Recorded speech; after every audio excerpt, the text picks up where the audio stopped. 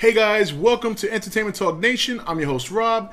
This video we're going to touch on the conspiracy theory category, and we're going to talk about mysterious creatures, and this one, Bigfoot.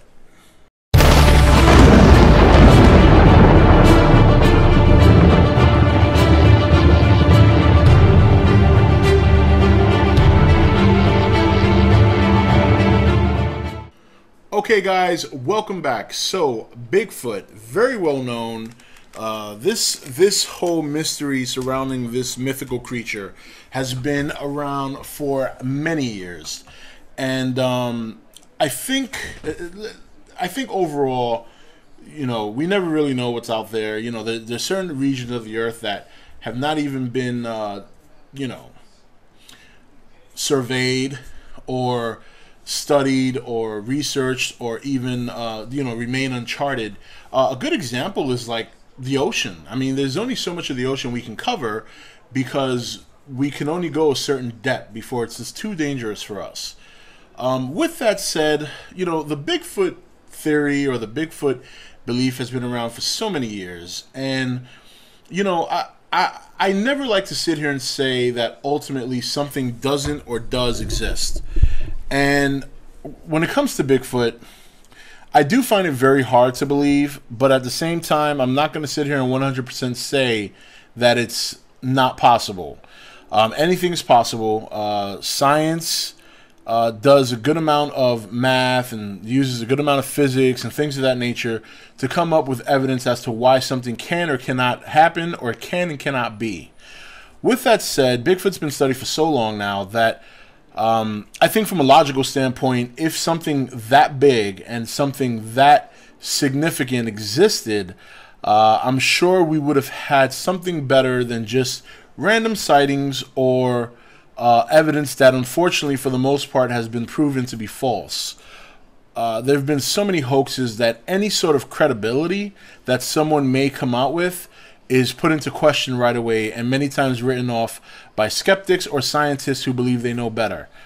So, I mean, I think the most famous Bigfoot evidence is the Patterson, I think it's Patterson-Gremlin, yes, Patterson-Gremlin film, which is, of course, you all know that one. It's the one with Bigfoot walking across a plane or just, taking a stroll. And, that has also been put into question because there was a gentleman that came out, let me get his name here, Bob Harmonious, I think his last name was. It's a long name. And he alleged or claimed that he wore the suit in that very film, while one of the filmers, I think it was Mr. Patterson, allegedly claimed that he showed his footage to Universal studio technicians and special effects experts, and they claimed that they could not in any way, shape, or form redo or fake what was on that film. That was also a claim. According to my information I'm reading here, Universal Studios, there's nothing here about them making a comment denying or approving Mr. Patterson's claim.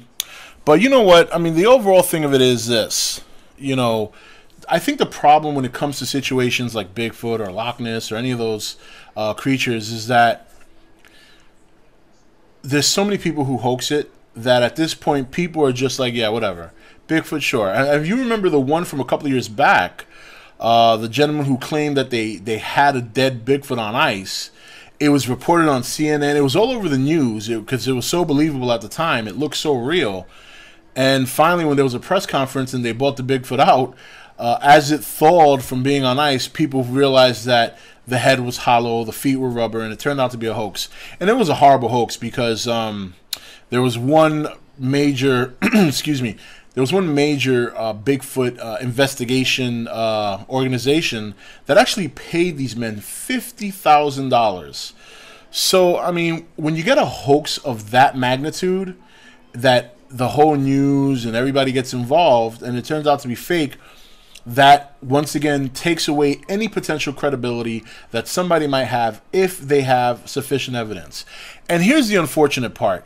I think what happens is you have so many people who have said they had sightings and this, and I don't like to immediately come out and call somebody a liar.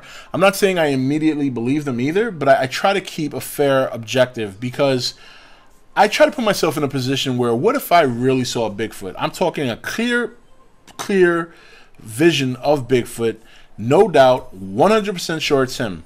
And then I report this, and then people start questioning me because they think I might have seen something else, or because they think that I'm trying to hoax them, or I'm trying to be full of crap. And you know in your heart of hearts you're telling the truth. I mean, I can imagine how frustrating that is. But on the other hand, I gotta say, I think when you consider the how a Bigfoot, how they explain it, and how it's supposed to be a primate type humanoid creature, and even scientists have said this on the, and I gotta agree with this assessment. How could you control, how could that kind of species control their population growth? They would rapidly populate, much like humanoids or much like apes over in Asia and Africa. So for them to be so secret for so long, and on top of that to live in the North Pacific of America, yeah, I mean, that's questionable. Maybe they're intelligent enough to keep their numbers down. I don't know. Maybe they're subterranean, and then we just can't seem to find them. They live in certain parts of the mountains that are inaccessible to humans. Who knows? Nobody knows. That's the problem. But I mean, overall, it's a fascinating thing. Bigfoot's an icon now. I don't think the search for him will ever end. Unfortunately, I can. It's a safe bet that finding him is unlikely. But if it did, that'd be great. I mean, that would be the find of many centuries.